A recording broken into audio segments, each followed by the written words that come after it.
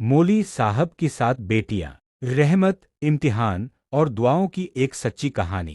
तारीख की शुरुआत। गांव के किनारे एक पुरानी मगर रूहानी मस्जिद थी, जहां इमामत करते थे मौली अब्दुल वहीद साहब। सीधा सादा लिबास, सफ़ेद दाढ़ी और एक रोशन चेहरा। हर नमाज के बाद वो देर तक सजदे में रहते और अक्सर यही दुआ मांगते, या रब, मेरी औलाद को नेक बना और मुझे उनके लिए जन्नत का रास्ता आसान कर। अल्लाह ने उन्हें 7 बेटियां अता की। एक के बाद एक गांव वालों ने ताना मारा, इमाम हैं मगर वारिस नहीं मिला।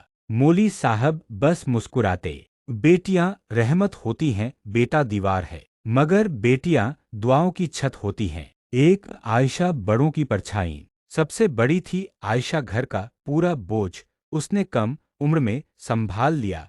अपनी माँ के इंतकाल के बाद वो माँ भी बनी और बहन भी। जब आयशा के लिए एक गरीब मगर नेकदिल मुअल्लिम का रिश्ता आया, गांव वालों ने कहा, इतनी बड़ी बेटी का निकाह ऐसे? मौली साहब बोले, शराफत, नमाज और इल्म दहेज से कहीं ऊंचा होता है। निकाह मस्जिद में हुआ। मौली साहब ने सिर्फ एक दुआ दी और वो दुआ उस घर का उजाला बन गई। 2 हलीमा, कुरान की रोशनी। हलीमा ने छोटी उम्र में कुरान हिफ्स कर लिया। जब वो तिलावत करती, मस्जिद के पास से गुजरने वाले रुक जाते।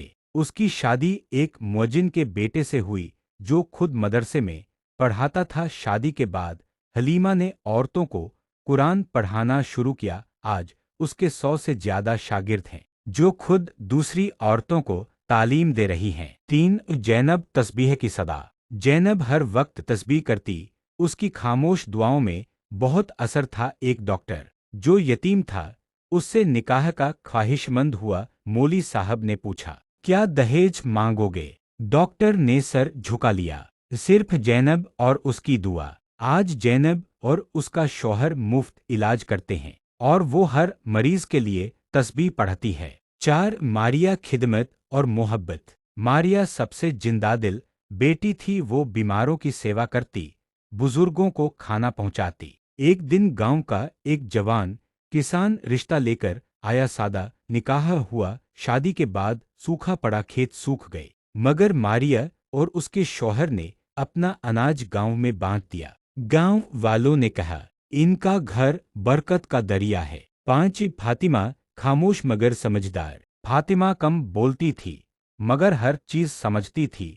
उसकी शादी एक मोची के बेटे से हुई, जो खुद इज्जत से मेहनत करता था। उन दोनों ने मिलकर सिलाई कढ़ाई का काम शुरू किया और गरीब लड़कियों को हुनर सिखाना शुरू किया। फातिमा का घर एक तालीमी मरकज बन गया। 6 राबिया, इल्म और तहजीब। राबिया ने किताबों से दोस्ती बना ली थी।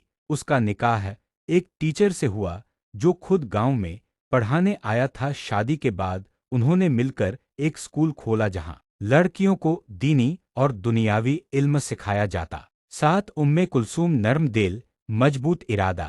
उम्मे कुलसूम सबसे छोटी लेकिन सबसे नर्म दिल। उसकी शादी एक अनाथ मुअज्जिन से हुई, जिसे मस्जिद में अजान देने का शौक था। वो दोनों मिलकर गांव की बच्चियों को नमाज, अखलाक और हया सिखाने लगे। उम्मे कुलसूम की आवाज से मस्जिद के आंगन तक रूहानी करार आ जाता। आखिरी सफ़ा, मौली साहब का आखिरी सजदा। मौली साहब बूढ़े हो चुके थे। 7 बेटियां अपनी अपनी जिंदगी में कामयाब और नेक थीं। एक रोज वो बीमार हुए तो 7 बेटियां उनके पास थीं। किसी ने पांव दबाया, किसी ने माथा सहलाया और किसी ने कुरान की तिलावत शुरू कर दी। मौली साहब ने आंखें खोली और मुस्कुराकर कहा, लोग कहते थे बेटा नहीं है, मगर मुझे तो जन्नत की 7 राहें मिली हैं। मेरी 7 बेटियां। उन्होंने धीरे से कलमा पढ़ा और सजदे की हालत में अल्लाह से मिलने चले गए। इबरत का पैगाम। बेटियां अल्लाह की सबसे हसीन रहमत हैं। दहेज नहीं, तालीम और तहजीब रिश्तों की बुनियाद होनी चाहिए। बेटियां जब सही तालीम पाती हैं तो पूरा समाज बदल जाता है। एक बाप का सब्र, उसकी दुआ और उसका तवक्कुल उसकी औलाद की रोशनी बन जाता है।